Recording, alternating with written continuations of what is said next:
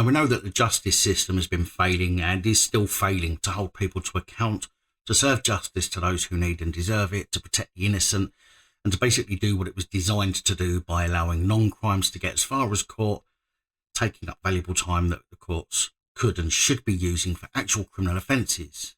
And although this story is about an actual criminal offence, the system has failed in every other aspect of this. This report is not about the police, but is instead about how the court openly laughs in the face of the British public and victims of crime. 74-year-old Mohammed Riasat of Abbotsbury Close in Stratford, East London, was found with incredibly disgusting and disturbing videos on his mobile phone, including 46 clips of bestiality. Mohammed's home was raided in 2021 after police received intelligence concerning his behaviour. In with the haul of sickening videos were videos of a 4-year-old being violated, a 12-year-old being gang raped, and a woman apparently being forced to have sex with an animal.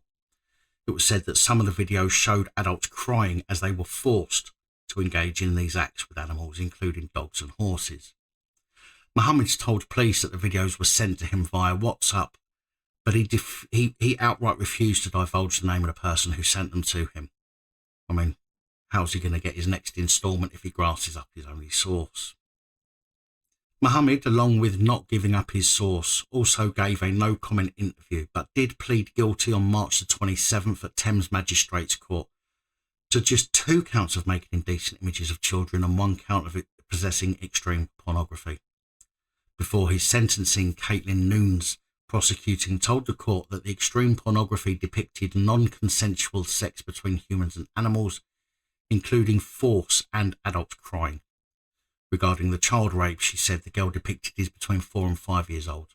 The court also heard how a gang rape video included other teenagers watching. However, Stephen Ames, defending this sickening cretin, said that Mohammed's age, dementia and good character should be taken into mitigation, and that he should be sentenced for simple possession rather than for distribution. Granted, Ames has a job to do, but I think the sentence Mohammed was given based on Ames defending is fucking abhorrent. Steve Ames told the court that Mohammed's family were taking action to monitor his phone use. And, surprise, surprise, Mohammed's son is a copper, who also argued against a ban on Mohammed from seeing his grandkids. Judge Falk, sentencing Mohammed at Knaresborough Crown Court, said, "Looking at the images is not a victimless crime. It is a record of children and adults being raped for the entertainment of others. Victims always carry the traumatic feeling of recorded abuse being passed around forever. You were sent the images from one of your contacts. You said you viewed them, but paid no attention to them. Yeah, so uninterested by them, he kept them on his phone rather than immediately deleting them. In fact, the judge said you did not block the contact, you made no attempt to report them or asking the sender to desist giving you the material." Before announcing Mohammed's sentence, Judge Falk told Mohammed that you're a retired family man, married with 5 children and grandchildren. I'm prepared to accept on the evidence you are not a risk to children or adults. What about animals?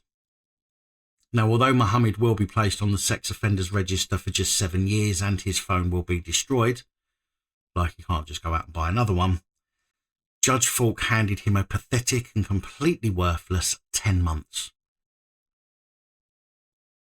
Suspended for 15 months, which is less than I got for growing some weed, by the way, and although he has a sexual harm prevention order, the judge decided to remove some of the conditions of that order to allow Mohammed to see his grandchildren and family members, even though they're under the age of 18.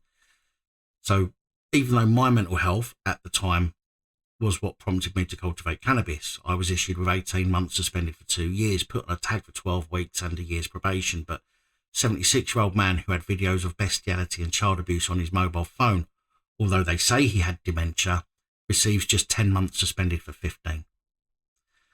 This is the tragic state of our justice system these days, where crimes that involve money, for example, are dealt with far more seriously than crimes that involve children as victims. I keep coming to the same conclusion that maybe judges are simply trying to make this type of offence seem less serious, so when they get caught with similar files on their devices, they know they'll get a more lenient sentence themselves. Now, I'm no expert, but I have known people with dementia, and generally they seem to have bouts of symptoms rather than being in full 24/7 dementia mode. This would indicate to me that at some time Mohammed would have been compos mentis, but during those times he didn't react to the files allegedly sent to him by deleting them or asking the person who sent them to not send them anymore. Therefore, I would suggest he was aware of the files and was quite happy to have them on his device. I think this sentence is a slap in the face for people who have suffered to produce this kind of content, and even though the people in the videos were said to have been extremely disturbed at being forced to carry out these sex acts, the judge thinks it's appropriate to effectively let the man off from his offences. I find it utterly disgusting and a complete joke.